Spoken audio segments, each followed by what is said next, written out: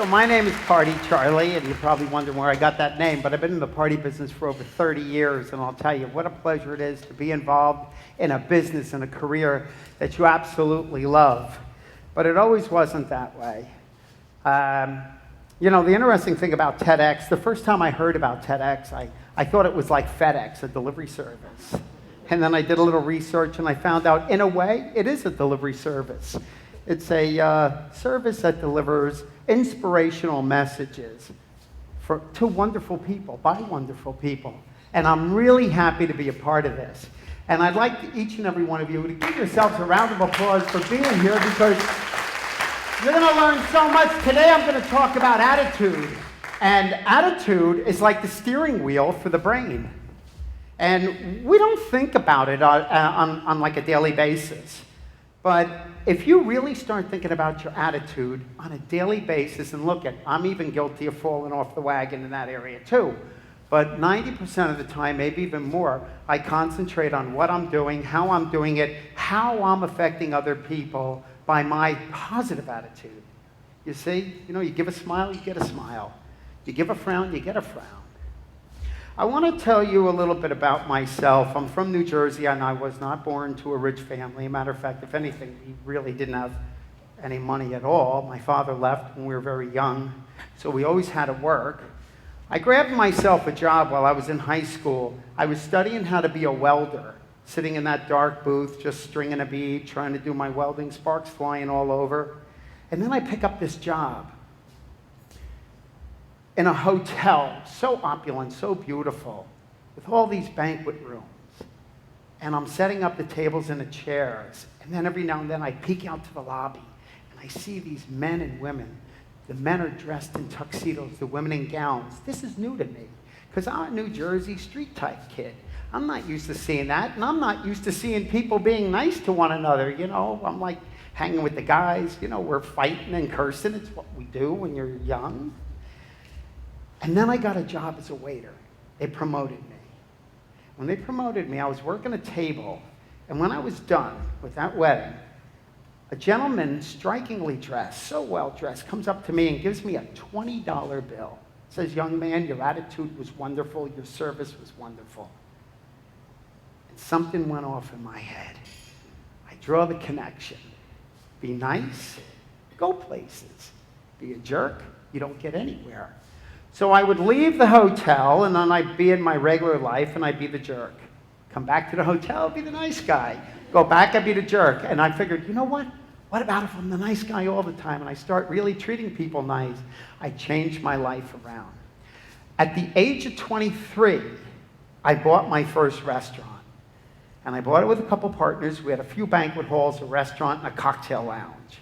And I was so proud of that place. I worked my tail off, and I saved every dime that I ever had in order to get this. And this was such a proud moment in my life.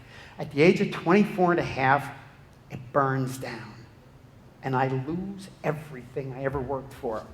I was so distraught. The lady that I was living with at the time, we broke up. I was a mess. I moved to Los Angeles. I moved to Hermosa Beach.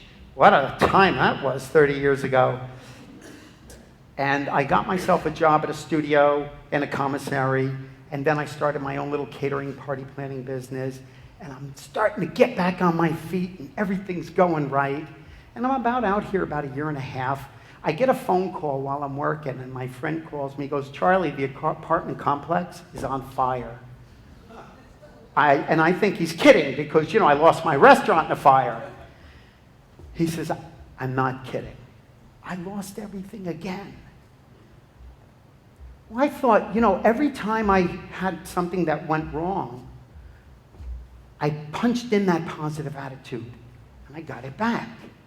And I continued to go. So I thought, you know, this is hard on me now, but I've just got to put on the smiling face.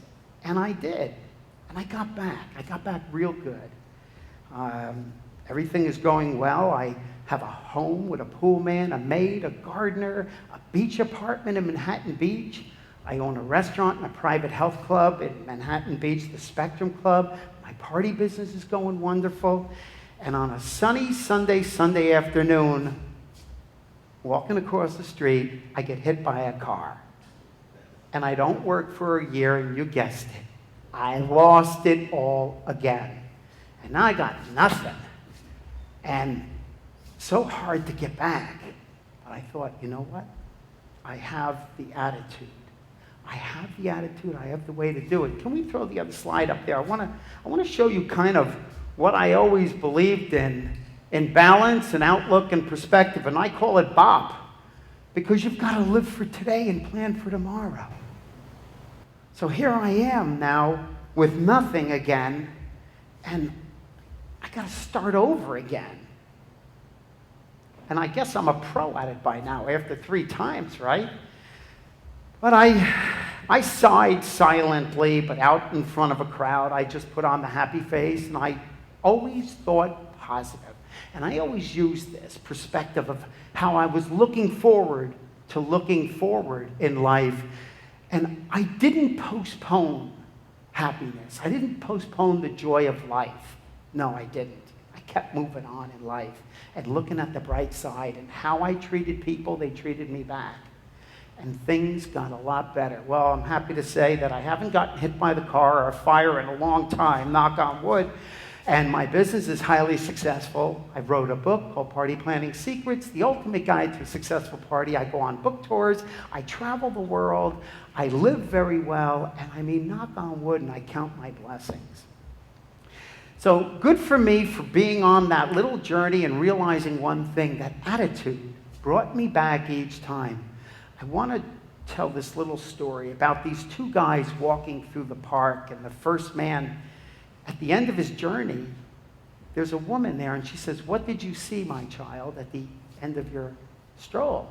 He said, "Well, as I was going through the park, I noticed these children screaming and yelling, and I noticed that the grass hadn't been mowed, and I kept walking a little further, and there was a garden, but nobody took care of it, maybe for years, and inside there was a flower, looked like it was trying to bloom, and I got to the end, I was thirsty, there was a water fountain, but ain't no way I was drinking water from that." The second guy comes through, and she said, "My son, what did you see on your journey?" He said, "As I made my journey through the park, I noticed the joy in the children's voices of singing and laughing and playing. I noticed the grass swaying in the wind. And I went up to this garden, and this beautiful, beautiful rose right in the center of this garden was so beautiful, I had to take time to go in the garden and smell it. The fragrance was so beautiful. I got to the end, and there was a water fountain. How lucky for me, right? Take a nice cool glass of water. Same park, same journey, different people's perspective, different people's attitude. And the attitude, as I mentioned earlier, is like the steering wheel. And where you go, your attitude decides whether you're going to go down or up. What do you want to do in life? I have to get off the stage now, but before I go, I do want to tell you folks something. There's going to be a lunch break, and on the lunch break, I have these really cool looking PartyCharlie coffee mugs. And I'm going to give each and every one of you my coffee mug. And the reason I want to give it, you see the smile on PartyCharlie? When you have your coffee in the morning, your cereal in the morning, whatever you put in this, and you look at that smile, I want you to go out in the day and just remember to make it a great day for everybody. Try to make a difference in the world with your attitude. Thank you very much, and God bless.